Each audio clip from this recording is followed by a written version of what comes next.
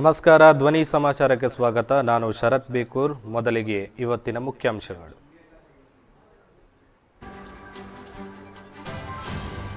ಎಪ್ಪತ್ತೇಳನೇ ಸ್ವಾತಂತ್ರ್ಯೋತ್ಸವದ ಅಂಗವಾಗಿ ಪ್ರಧಾನಿ ನರೇಂದ್ರ ಮೋದಿ ಅವರು ಕೆಂಪುಕೋಟೆಯಲ್ಲಿ ರಾಷ್ಟ್ರಧ್ವಜಾರೋಹಣ ಮಾಡಿ ದೇಶವನ್ನುದ್ದೇಶಿಸಿ ಮಾತನಾಡಿದರು. ಮಗಳ ಹುಟ್ಟುಹಬ್ಬದಂದೇ ಸೈನಿಕ ಸುರೇಶ್ ಹಾರ್ಟ್ ಅಟ್ಯಾಕ್ನಿಂದ ಸಾವು. ಮಂಗಳೂರು ಉದ್ಯೋಗಕ್ಕೆಂದು ಬಂದಿದ್ದ ಯುವತಿ ನಾಪತ್ತೆ. ತಂದೆ ಓದುವಂತೆ ಒತ್ತಾಯಿಸಿದ್ದಕ್ಕೆ ವಿದ್ಯಾರ್ಥಿನಿ ಆತ್ಮಹತ್ಯೆ.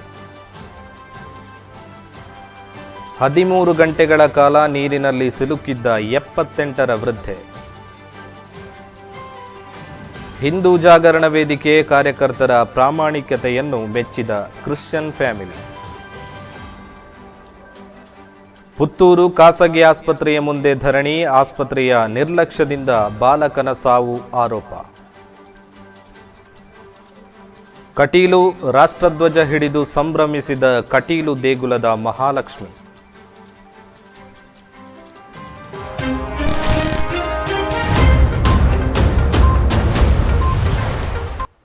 ಎಪ್ಪತ್ತೇಳನೇ ಸ್ವಾತಂತ್ರ್ಯೋತ್ಸವದ ಅಂಗವಾಗಿ ಪ್ರಧಾನಿ ನರೇಂದ್ರ ಮೋದಿ ಅವರು ಕೆಂಪುಕೋಟೆಯಲ್ಲಿ ರಾಷ್ಟ್ರಧ್ವಜಾರೋಹಣ ಮಾಡಿ ದೇಶವನ್ನುದ್ದೇಶಿಸಿ ಮಾತನಾಡಿದರು. 77ನೇ ಸ್ವಾತಂತ್ರ್ಯೋತ್ಸವದ ಅಂಗವಾಗಿ ಪ್ರಧಾನಿ ನರೇಂದ್ರ ಮೋದಿ ಅವರು ಕೆಂಪುಕೋಟೆಯಲ್ಲಿ ರಾಷ್ಟ್ರಧ್ವಜಾರೋಹಣ ಮಾಡಿದರು. ತಮ್ಮ ಭಾಷಣದಲ್ಲಿ ಪ್ರಧಾನಿ ಮೋದಿ ವಿವಿಧ ವಿಷಯಗಳ ಕುರಿತು ಮಾತನಾಡಿದರು. ಈಶಾನ್ಯ ರಾಜ್ಯದಲ್ಲಿ ನಡೆಯುತ್ತಿರುವಂತಹ ಹಿಂಸಾಚಾರದ ಕುರಿತು ಮಾತನಾಡಿದ ಅವರು, ಕೇಂದ್ರ ಮತ್ತು ರಾಜ್ಯ ಸರ್ಕಾರಗಳು ಶಾಂತಿ ಕಾಪಾಡುವ ಕೆಲಸ ಮಾಡುತ್ತಿವೆ. ವಿವಾದಗಳನ್ನು ಪರಿಹರಿಸಲು ಶಾಂತಿಯೊಂದೇ ಏಕೈಕ ಮಾರ್ಗವಾಗಿದೆ ಎಂದರು. ಎಲ್ಲ ಕನಸುಗಳನ್ನು ನನಸಾಗಿಸುವ ಮಾರ್ಗಗಳ ಕುರಿತು ಮಾತನಾಡಿದರು. ಇಂದು ನಾವು ಜನಸಂಖ್ಯಾಶಾಸ್ತ್ರ, ಪ್ರಜಾಪ್ರಭುತ್ವ ಮತ್ತು ವೈವಿಧ್ಯತೆಗಳನ್ನು ಹೊಂದಿದ್ದೇವೆ. ಈ ಮೂರು ಒಟ್ಟಾಗಿ ರಾಷ್ಟ್ರದ ಕನಸುಗಳನ್ನು ನನಸಾಗಿಸುವ ಸಾಮರ್ಥ್ಯವನ್ನು ಹೊಂದಿವೆ ಎಂದು ಪ್ರಧಾನಿ ಮೋದಿ ಹೇಳಿದರು. ಭವಿಷ್ಯವನ್ನು ರೂಪಿಸುವಲ್ಲಿ ತಂತ್ರಜ್ಞಾನದ ಪಾತ್ರವನ್ನು ಅವರು ಉಲ್ಲೇಖಿಸಿದ್ದಾರೆ. ಮಹಿಳೆಯರು ಹಿಂದಿಗಿಂತಲೂ ಹೆಚ್ಚಾಗಿ ವಿಜ್ಞಾನ, ತಂತ್ರಜ್ಞಾನ, ಇಂಜಿನಿಯರಿಂಗ್ ಮತ್ತು ಗಣಿತ ವಿಭಾಗಗಳನ್ನು ತೆಗೆದುಕೊಳ್ಳುತ್ತಿದ್ದಾರೆ ಎಂದು ಪ್ರಧಾನಿ ತಮ್ಮ ಭಾಷಣದಲ್ಲಿ ಉಲ್ಲೇಖಿಸಿದ್ದಾರೆ. ಹವಾಮಾನ ವೈಪರೀತ್ಯದ ಬಗ್ಗೆ ಪ್ರಧಾನಿ ಮೋದಿ ಹಲವಾರು ರಾಜ್ಯಗಳಿಗೆ ವ್ಯಾಪಕವಾದ ವಿನಾಶವನ್ನು ತಂದಿರುವ ವ್ಯಾಪಕವಾದ ಮಳೆಯ ಬಗ್ಗೆ ಪ್ರಧಾನಿ ಮೋದಿ ಅವರು ತಮ್ಮ ಆತಂಕವನ್ನು ತಿಳಿಸಿದರು. ಈ ಬಾರಿ ನೈಸರ್ಗಿಕ ವಿಕೋಪವು ದೇಶದ ಹಲವಾರು ಭಾಗಗಳಲ್ಲಿ ಊಹಿಸಲಾಗದ ಬಿಕ್ಕಟ್ಟುಗಳನ್ನು ಸೃಷ್ಟಿಸಿದೆ. ಇದನ್ನು ಎದುರಿಸಿದ ಎಲ್ಲ ಕುಟುಂಬಗಳಿಗೆ ನಾನು ನನ್ನ ಸಂತಾಪವನ್ನು ವ್ಯಕ್ತಪಡಿಸುತ್ತೇನೆ ಎಂದು ಪ್ರಧಾನಿ ಮೋದಿ ಹೇಳಿದ್ದಾರೆ. दुनिया का सबसे बड़ा लोकतंत्र और अब बहुत लोगों का अभिप्राय है कि जनसंख्या की दृष्टि से भी हम विश्व में नंबर 1 पर है.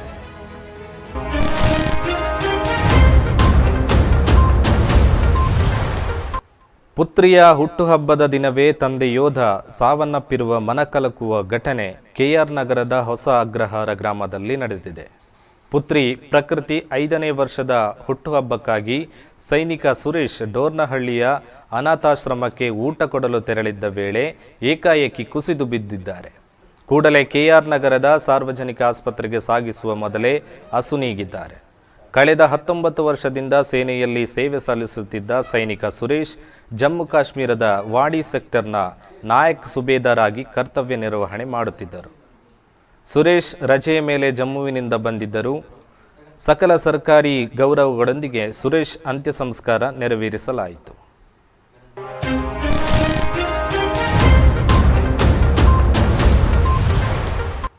ಮಂಗಳೂರಿಗೆ ಉದ್ಯೋಗಕ್ಕೆಂದು ಬಂದಿದ್ದ ಹೊನ್ನಾವರದ ಸೋನಿಯಾ ರೋಡ್ರಿಗಸ್ 23 ನಾಪತ್ತೆಯಾಗಿರುವ ಬಗ್ಗೆ ಆಕೆಯ ತಂದೆ ಕದ್ರಿ ಪೊಲೀಸ್ ಠಾಣೆಯಲ್ಲಿ ದೂರು ನೀಡಿದ್ದಾರೆ. ಸುಮಾರು 8 ತಿಂಗಳ ಹಿಂದೆ ಉದ್ಯೋಗಕ್ಕಾಗಿ ಮಂಗಳೂರಿಗೆ ಬಂದಿದ್ದ ಸೋನಿಯಾ ಬೈಂದೂರಿನ ಅಪಾರ್ಟ್ಮೆಂಟ್ ಒಂದರಲ್ಲಿ ವಾಸವಾಗಿರುವುದಾಗಿ ತಿಳಿಸಿದ್ದಳು. ಇತ್ತೀಚೆಗೆ ಕರೆಗಳನ್ನು ಸ್ವೀಕರಿಸದ ಹಿನ್ನೆಲೆಯಲ್ಲಿ ಅಪಾರ್ಟ್ಮೆಂಟಿಗೆ ಬಂದು ವಿಚಾರಿಸಿದಾಗ ಆಕೆಯ ಬಗ್ಗೆ ಯಾವುದೇ ಮಾಹಿತಿ ಇಲ್ಲವೆಂದು ಅಪಾರ್ಟ್ಮೆಂಟಿನ ನಿವಾಸಿಗಳು ಹೇಳಿದ್ದಾರೆ. ನಾಪತ್ತೆ ಪ್ರಕರಣ ದಾಖಲಾಗಿದೆ.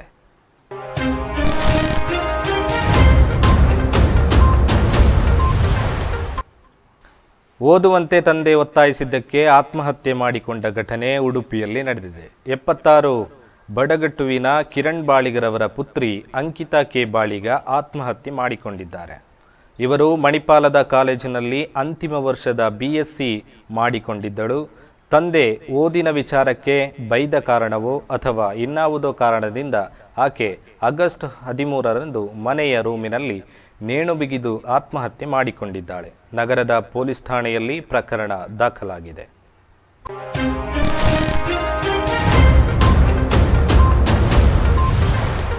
ಹದಿಮೂರು ಗಂಟೆಗಳ ಕಾಲ ಪ್ರವಾಹದಲ್ಲಿ ಸಿಲುಕಿದ್ದ 78 ವರ್ಷದ ವೃದ್ಧೆಯೊಬ್ಬರು ಪವಾಡ ಸದೃಶ ರೀತಿಯಲ್ಲಿ ಬದುಕಿ ಉಳಿದು ಬಂದಿರುವ ಘಟನೆ ಕೇರಳದ ಕಟ್ಟಿಪ್ಪಾರದ ಕುಡುವಂಗುಂಜುವಿನ ಕಮಲಾಕ್ಷಿ 78 ನದಿಯ ನೀರಿನ ಸೆಳೆತಕ್ಕೆ ಕೊಚ್ಚಿ ಹೋಗಿದ್ದರು. ಸುಮಾರು 13 ಗಂಟೆಗಳ ಕಾಲ ಹುಡುಕಾಟದ ನಂತರ ವೃದ್ಧೆಯನ್ನ ರಕ್ಷಣೆ ಮಾಡಲಾಗಿದೆ. 78ರ ವೃದ್ಧೆ ಸಾಹಸಕ್ಕೆ ಭಾರೀ ಶ್ಲಾಘನೆ ವ್ಯಕ್ತವಾಗಿದೆ.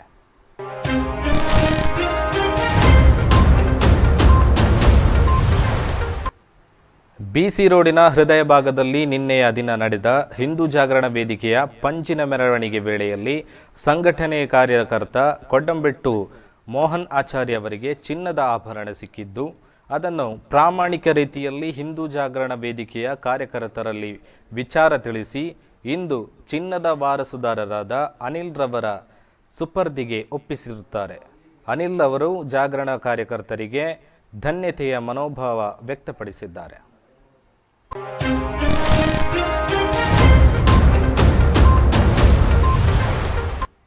ಸುಳ್ಯ ತಾಲೂಕು ಕಸಬಾ ಗ್ರಾಮದ 17 ವರ್ಷದ ಬಾಲಕ ಶ್ರೀಜಿತ್ ಪುತ್ತೂರಿನ ಖಾಸಗಿ ಆಸ್ಪತ್ರೆಯಲ್ಲಿ ಹೊಟ್ಟೆನೋವು ಎಂದು ದಾಖಲಾಗಿ ಶಸ್ತ್ರಚಿಕಿತ್ಸೆಗೊಳಪಟ್ಟು ಬಾಲಕನ್ನ ಹೆಚ್ಚಿನ ಚಿಕಿತ್ಸೆಗಾಗಿ ಮಂಗಳೂರಿನ ಆಸ್ಪತ್ರೆಗೆ ಕೊಂಡೊಯ್ದ ವೇಳೆ ಚಿಕಿತ್ಸೆ ಫಲಕಾರಿಯಾಗದೆ ಮೃತಪಟ್ಟಿರುವ ಘಟನೆ ಆಗಸ್ಟ್ 14ರಂದು ಸಂಭವಿಸಿದ್ದು, ಈ ಕುರಿತು ಪುತ್ತೂರಿನ ನಗರ ಪೊಲೀಸ್ ಠಾಣೆಯಲ್ಲಿ ಪ್ರಕರಣ ದಾಖಲಾಗಿದೆ.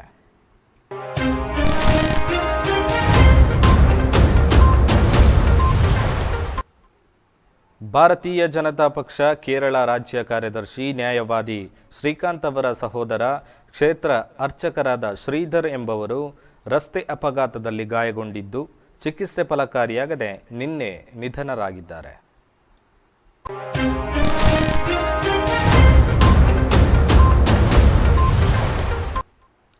ಮಂಗಳೂರು ಬೆಂಗಳೂರು ಹೊರತುಪಡಿಸಿ ರಾಜ್ಯದಲ್ಲೇ ಮೊದಲ ರೋಬೋಟಿಕ್ ತಂತ್ರಜ್ಞಾನ ಆಧಾರಿತ ಕೀಲು ಬದಲಾವಣೆ ಘಟಕ KS ರಾವ್ ರಸ್ತೆಯಲ್ಲಿರುವ ಯನಪೋಯ ಸ್ಪೆಷಾಲಿಟಿ ಆಸ್ಪತ್ರೆಯಲ್ಲಿ ಕಾರ್ಯಾರಂಭಗೊಂಡಿದೆ.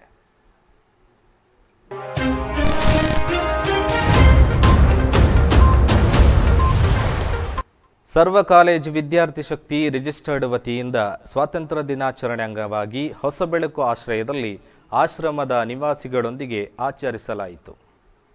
ಸರ್ವ ಕಾಲೇಜ್ ವಿದ್ಯಾರ್ಥಿ ಶಕ್ತಿ ರಿಜಿಸ್ಟರ್ ವತಿಯಿಂದ ಸ್ವಾತಂತ್ರ್ಯ ದಿನಾಚರಣೆ ಅಂಗವಾಗಿ ಹೊಸಬೆಳಕು ಆಶ್ರಮದಲ್ಲಿ ಆಶ್ರಮದ ನಿವಾಸಿಗಳಿಗೆ ಮಧ್ಯಾಹ್ನದ ಊಟದ ವ್ಯವಸ್ಥೆ ಮಾಡಲಾಯಿತು.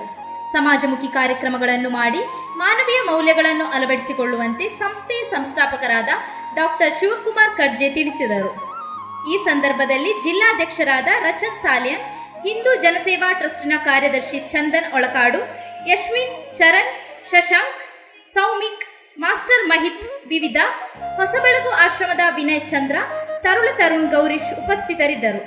ಕಾರ್ಯಕ್ರಮದಲ್ಲಿ ಧ್ವನಿ ಮೀಡಿಯಾ ಚಾನೆಲ್ನ ವಿಜೆ ಶ್ರೀಮತಿ ತೃಪ್ತಿ ಸುವರ್ಣ ಪ್ರಾಯೋಜಕತ್ವದಲ್ಲಿ ಆಶ್ರಮ ನಿವಾಸಿಗಳಿಗೆ ಹಲವಾರು ಆಟೋಟ ಚಟುವಟಿಕೆ ನಡೆಸಿ ಪ್ರಶಸ್ತಿ ನೀಡಲಾಯಿತು. ವಿಜೆ ಶ್ರೀಮತಿ ತೃಪ್ತಿ ಸುವರ್ಣ ನಿರೂಪಿಸಿ ವಂದಿಸಿದರು.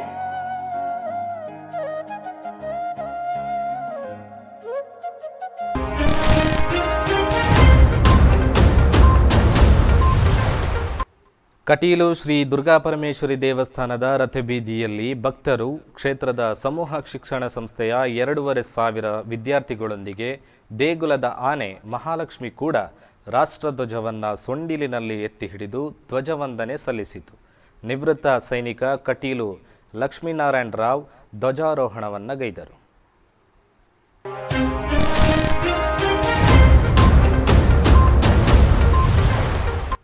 ಹೊಸಬೆಟ್ಟು ಫ್ರೆಂಡ್ಸ್ ಸರ್ಕಲ್ ಮತ್ತು ಗುಡ್ ಲಕ್ ಪೊಸೋಟು ಇದರ ಜಂಟಿ ಆಶ್ರಯದಲ್ಲಿ 77ನೇ ಸ್ವಾತಂತ್ರ್ಯ ದಿನಾಚರಣೆಯನ್ನು ಬಹಳ ವಿಜೃಂಭಣೆಯಿಂದ ಆಚರಿಸಲಾಯಿತು. ಹೊಸಬೆಟ್ಟು ಫ್ರೆಂಡ್ಸ್ ಸರ್ಕಲ್ ಮತ್ತು ಗುಡ್ ಲಕ್ ಪೊಸೋಟು ಇವರ ಜಂಟಿ ಆಶ್ರಯದಲ್ಲಿ 77ನೇ ಸ್ವಾತಂತ್ರ್ಯೋತ್ಸವ ದಿನಾಚರಣೆಯನ್ನು ಆಚರಿಸಲಾಯಿತು. ಹೊಸಬೆಟ್ಟು ಫ್ರೆಂಡ್ಸ್ ಸರ್ಕಲ್ ಇದರ 25ನೇ ವಾರ್ಷಿಕೋತ್ಸವದ ಅಂಗವಾಗಿ ಆಟೋಟ ಸ್ಪರ್ಧೆಗಳನ್ನು ಏರ್ಪಡಿಸಲಾಯಿತು. ಬೆಳಿಗ್ಗೆ ಧ್ವಜಾರೋಹಣವನ್ನು ಮಂಜೇಶ್ವರ ಗ್ರಾಮ ಪಂಚಾಯತ್ನ ಸದಸ್ಯರಾದ ಶ್ರೀ ಯಾದವ ಬಡಾಜೆ ನೆರವೇರಿಸಿದರು. ನಂತರ ಆಟೋಟ ಸ್ಪರ್ಧೆಗಳು ನಡೆಯಿತು. ಸಮಾರೋಪ ಸಮಾರಂಭದಲ್ಲಿ ಶ್ರೀ ಯಾದವ ಬಡಾಜೆ, ಇಸ್ಮಾಯಿಲ್ ಗುಡ್ಲಕ್, ಅದ್ರಾಮ ಗುಡ್ಲಕ್, ಹರ್ಷದ್ ಪೊಸೊಟ್, ನವೀನ್ ನಾಯಕ್ ಉಪಸ್ಥಿತರಿದ್ದರು. ಸ್ಪರ್ಧಾ ವಿಜೇತರಿಗೆ ಬಹುಮಾನವನ್ನು ವಿತರಿಸಲಾಯಿತು. ಈ ಸಮಾರಂಭ ಊರವರ ಭಾಗವಹಿಸುವಿಕೆಯೊಂದಿಗೆ ಸಂಪನ್ನಗೊಂಡಿತು. ಥರ್ಡ್ ಪ್ಲೇಸ್ ಯಶಸ್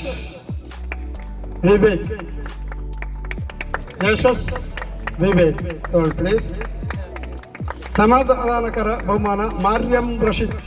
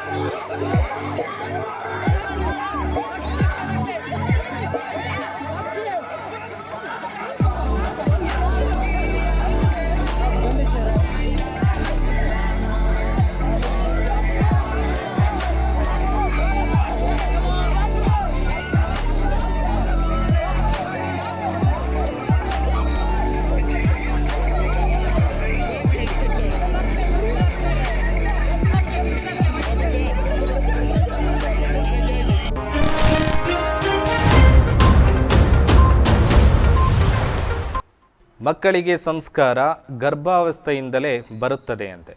ಹಿರಿಯರು ಹೆತ್ತವರ ಚಟುವಟಿಕೆ ಮಕ್ಕಳ ಮೇಲೆ ಬಹಳ ಬೇಗನೆ ಪ್ರಭಾವ ಬೀರುತ್ತದೆ ಮತ್ತು ಮಕ್ಕಳು ಅನುಕರಿಸುತ್ತಾರೆ ಕೂಡ. ಈ ಸಮಯದಲ್ಲಿ ಮಕ್ಕಳು ಕಲಿತ ಸಂಸ್ಕಾರವು ಅವರ ಜೀವನದುದ್ದಕ್ಕೂ ಪ್ರಭಾವಿಯಾಗಿರುತ್ತದೆ. ಇವತ್ತಿನ ವೈರಲ್ ಸೆಗ್ಮೆಂಟ್ನಲ್ಲಿ ಪುಟ್ಟ ಕಂದಮ್ಮ ತಾನು ಕಂಡ ಅಥವಾ ಪ್ರಭಾವಕ್ಕೆ ಒಳಗಾದ ದೃಶ್ಯವನ್ನು ಅನುಕರಿಸುವುದನ್ನು ಕಾಣಬಹುದು. ಇದರೊಂದಿಗೆ ಇಂದಿನ ಸಮಾಚಾರವನ್ನು ಮುಕ್ತಾಯಗೊಳಿಸ್ತಾ ಇದ್ದೇನೆ. ನಿರಂತರ ಸುದ್ದಿಗಾಗಿ ವೀಕ್ಷಿಸಿ ನಿಮ್ಮ ಧ್ವನಿ ಮೀಡಿಯಾ.